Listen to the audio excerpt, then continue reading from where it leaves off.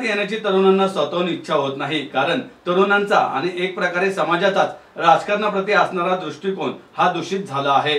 याला बऱ्याच प्रमाणात राजकारणी ही कारणीभूत आहेत।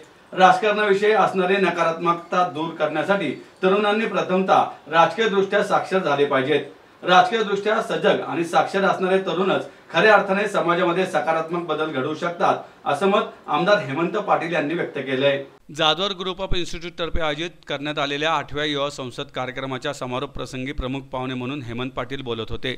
जाधवर ग्रुप ऑफ इन्स्टिट्यूटचे अध्यक्ष प्राचार्य डॉक्टर सुधाकरराव जाधवर, उपाध्यक्ष ॲडव्होकेट शार्दूल जाधवर यावेळी उपस्थित होते। आमदार सत्यजित तांबे, कैलास पाटील यांना यावेळी आदर्श आमदार पुरस्काराने गौरवण्यात आले। तसेच गजानन काळे आणि अजिंक्य सगरे यांना यावेळी आदर्श युवा पुरस्कार देऊन गौरवण्यात आले। प्राचार्य डॉक्टर सुधाकरराव जाधवर लिखित मानवी कल्याणाचे शिल्पकार या पुस्तकाचे प्रकाशन उपस्थितांच्या हस्ते झाले। हेमंत पाटील म्हणाले, चारित्र्यवान लोकप्रतिनिधी निवडण्यासाठी समाजाने डोळसपणे मतदान करणे गरजेचे आहे। केवळ एक वेळा मतदान करून आपली जबाबदारी संपत नाही, तर राजकारण्यांना प्रश्न विचारत राहणे हे सजग समाजाचे काम आहे। कैलास पाटील म्हणाले, राजकारणामध्ये सध्या आदर्श हा शब्द राहिलेला नाही। राजकारण म्हणजे वाईटच असते अशी मानसिकता निर्माण झाली आहे। अनेक जण राजकारणामध्ये येऊ शकतात, परंतु राजकारणामध्ये यशस्वी होणे हे सोपे राहिलेले नाही। सत्यजित तांबे म्हणाले, विद्यार्थी चळवळीमध्ये राजकारणाचा पाया घालण्याचे सामर्थ्य असते। अनेक विद्यार्थी चळवळीतील नेते हे देशाचे नेते बनले आणि त्यांनी समाज सुधारण्याचे काम केले। मुलींचे राजकारणामध्ये येण्याचे प्रमाण आजही कमी आहे, कारण आपण त्या प्रकारे सुरक्षित वातावरण निर्माण करण्यास असमर्थ ठरलो असल्याचं त्यांनी सांगितलं। गजानन काळे म्हणाले, पुरस्कारांचे पॅकेज सुरू असणाऱ्या आजच्या युगामध्ये खऱ्या अर्थाने धडपडणाऱ्या आणि समाजासाठी काहीतरी करणाऱ्या युवकांसाठी युवा संसदेसारखा नाविन्यपूर्ण उपक्रम सुरू करून जाधवर ग्रुप ऑफ इन्स्टिट्यूटने आदर्श घालून दिला आहे। या उपक्रमामुळे केवळ विद्यार्थीच घडत नाही, तर विद्यार्थ्यांमध्ये राजकारणाप्रती सकारात्मक दृष्टिकोन निर्माण होत असल्याचं त्यांनी सांगितलं। तर अजिंक्य सगरे म्हणाले, जाधवर ग्रुप ऑफ इन्स्टिट्यूटच्या पुरस्कारामुळे मला काम करण्यासाठी ऊर्जा मिळाली आहे।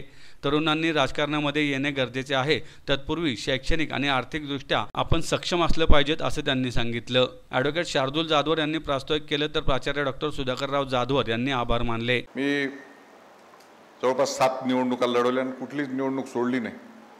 एक काळ असा होता की मला लोकांनी वर्गणी करून मला निवडणुकीसाठी लोकांनी पैसे दिले होते, असेही दिवस मी बघितले। आणि आता लोक संध्याकाळी 4 वाजेपर्यंत वाट बघत बसतात की कोणीतरी मला येईल आणि काहीतरी मताचा भाव ठरवलेला आहे, तेवढा दिल्यानंतरच आम्ही जाईल, असे ग्रुपच्या ग्रुप मोठ्या प्रमाणामध्ये मला कालच्या निवडणुकीमध्ये बसलेले दिसले। हे दुर्दैव आहे।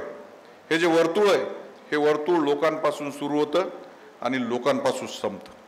कारण मला वाटत नाही की कुठला राजकारणी स्वतःचं घर विकून आणि शेत विकून आणि प्रॉपर्टी विकून राजकारण करत असेल। तो साहजिकच आहे, लोकांच्या पैशामधनं तो पैसा अब्सॉर्ब करणार आणि तोच पैसा लोकांना वाटणार आहे। त्याच्यामुळं मतदार हा सुद्धा चारित्र्य संपन्न असला पाहिजे, तेव्हाच खऱ्या अर्थानं लोकप्रतिनिधी सुद्धा चारित्र्य संपन्न होतील असं मला वाटतं। मला वाटतं भाषणात राजकारण्यांकडे बघण्याचा दृष्टिकोन जो आहे समाजाचा अत्यंत वाईट झालेला आहे। राजकारण्यांबद्दल कोणीही चांगलं बोलताना आढळत नाही, परंतु तुझं माझं जमेना आणि तुझ्या वाचून कर्मेना म्हणल्यासारखं परिस्थिती आहे। कारण सकाळी नळाला पाणी जर नाही आलं तर तेव्हा नगरसेवकाकडे जावंच लागतं, नाली तुंबली तर त्या नगरसेवकाकडे जावंच लागतं, रस्त्यावरची लाईट बंद असली तर नगरसेवकाकडे जावंच लागतं।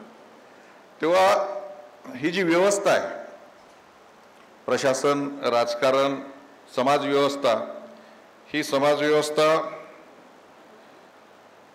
जे काही देशाचं कायदेमंडळ होतं त्यांनी ही समाज व्यवस्था तयार केलेली आहे। दुर्दैवानं अपप्रकार काही ठिकाणी शिरले असतील, काही घडले असतील, परंतु सगळेच राजकारणी हे काही वाईट असतात असं नाही। दुर्दैवानं अनेक वेळा चित्र त्यांचं त्या पद्धतीनं रंगवलं जातं। आपल्याकडे मन आहे, एक खोटं जर 100 वेळा बोललं तर खरं वाटायला लागतं, असंही राजकारणाच्या बाबतीत झालेलं आहे। राजकारणी वाईट, राजकारणी वाईट, राजकारणी वाईट असं आपण लहानपणापासून मलाही सगळ्यांनाच ऐकलं असतं। हे 100 वेळा बोललं की आपली तशीच भावना होऊन जाते की राजकारणी वाईट असतात, भ्रष्ट असतात, असं काही नसतं। मग हे राजकारण जर सुधारायचं असेल काही लोक असतात, काही लोकांमुळे सगळेच राजकारणी असं नसतात किंवा राजकारणी तसं नसतं. हे जर सुधारायचं असतं तर आपल्यासारख्या शिकलेल्या लोकांनी राजकारण येणं गरजेचं असं मला वाटतं. आणि राजकीय साक्षरता आपण या युवा संस्थेच्या माध्यमातून मागच्या 8 वर्षापासून करताय आणि हे प्रत्येक ठिकाणी घडलं पाहिजे. राजकीय साक्षर होणं गरजेचं आहे. आपण मग सांगितलं की राजसाहेबांचे विचार पुढच्या 25 वर्षाचे आहेत, बरोबर आहे. ते प्रत्येक राजकारणी, समजा मी एका पक्षाचा आहे, आपल्याकडे कसं आहे राजकारण एवढं टोकाच झालंय की आपल्या विरोधी पक्षातले सगळे दुश्मन, मग त्या पक्षाचा नेताही दुश्मन आपला, म्हणजे कार्यकर्त्याला वाटतं दुश्मनच वाटायला लागतो. पण असं नसतं. प्रत्येक मोठा माणूस, प्रत्येक राजकारणी त्यातल्या काहीतरी चांगल्या गुणामुळेच त्या ठिकाणापर्यंत गेलेला असतो, हे आपण समजून घेतलेलं पाहिजे. मग तो कुठल्या का पक्षाचा असतं ना, म्हणजे आपल्याच पक्षाचं नेतृत्व चांगलं तर असतंच, पण विरोधी पक्षातल्या सुद्धा नेत्याचा आपण त्यांचे चांगले गुण आपण घेतले पाहिजेत आणि ते कुठल्या गुणामुळे तिथपर्यंत गेलेत ह्या सुद्धा आपण विचार केला पाहिजे. लोकसभेचा निकाल वेगळा, विधानसभेचा निकाल वेगळा, एवढं स्विंग का होतं? मग मतदान कशावर केलं पाहिजे? धोरणावर केलं पाहिजे. या ठिकाणी मुली आहेत, माझ्या बहिणी आहेत. आपल्याला लाडक्या बहिणीची गरज आहे का सुरक्षित बहिणीची गरज आहे? पण आपण मतदान कशावर केलं? ही साक्षरता आली पाहिजे. खरं बोलले ना. आपल्याला गरज काय? आपल्याला सुरक्षित बहिणीची गरज आहे. लाडक्या बहिणीची 1500ची गरज आहे का? पण मतदान कशावर केलं? लाडक्या बहिणीवर. मग जोपर्यंत ही राजकीय साक्षरता आपल्या येणार नाही तोपर्यंत आपला भारत सशक्त बनणार नाही. मुलींना जर राजकारणात आणायचं असेल तर सगळ्यात महत्त्वाची गोष्ट जर काय असेल तर त्यांच्यासाठी सुरक्षित असं वातावरण तयार करणं हे सगळ्यात महत्त्वाचं असतं.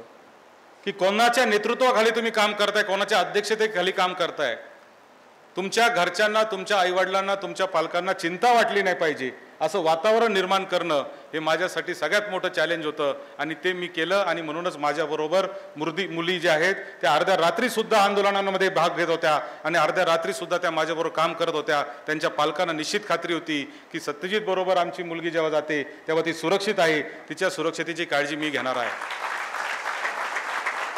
आणि म्हणून मला असं वाटतं की आज इथं मोठ्या प्रमाणावर मुली आहेत, म्हणजे मोठ्या प्रमाणावर काय, जवळजवळ 80% मुलीच आहेत. 50% आरक्षण तुम्हाला मिळालेलं आहे. मी आज कोणत्याही कॉलेजमध्ये गेलो, हेमंत दादा, किंवा शाळेमध्ये गेलो, तुम्ही पण फिरता मतदारसंघात चर्चा सका, 10वी आणि 12वीला पहिल्या आलेले मागच्या 5 वर्षातली नावं काढा. 5 पैकी 4 मुली आहेत आणि एखादाच मुलगा कुठंतरी पहिला कसा बसा. ही वस्तुस्थिती आहे. तुमच्या कॉलेजला बघा, कुठेही बघा. मग मी अभ्यास केला की हे मुलं जातात कुठं? मुली जर एवढ्या पुढे चालल्यात तर आमचे मुलं जातात कुठं? तर आमच्या मुलांना गणपती करायचा आहे, आमच्या मुलांना नवरात्र करायची आहे, आमच्या मुलांना गावातले सगळे जे प्रश्न आहेत ते सोडवायचे आहेत. आणि म्हणून त्या नादामध्ये मुलं जे आहेत ते अकॅडमिक्समध्ये देखील मोठ्या प्रमाणावर मागं चालताना दिसत आहेत. आणि मुली मात्र पुढं चालल्यात. एका बाजूला मेरिटमध्ये पण मुली आणि दुसऱ्या बाजूला 50% आरक्षण असं म्हणलं तर पुरुषांच्या आरक्षणाची मागणी केल्याशिवाय आता गत्यंतर राहणार नाही. ही वस्तुस्थिती आहे.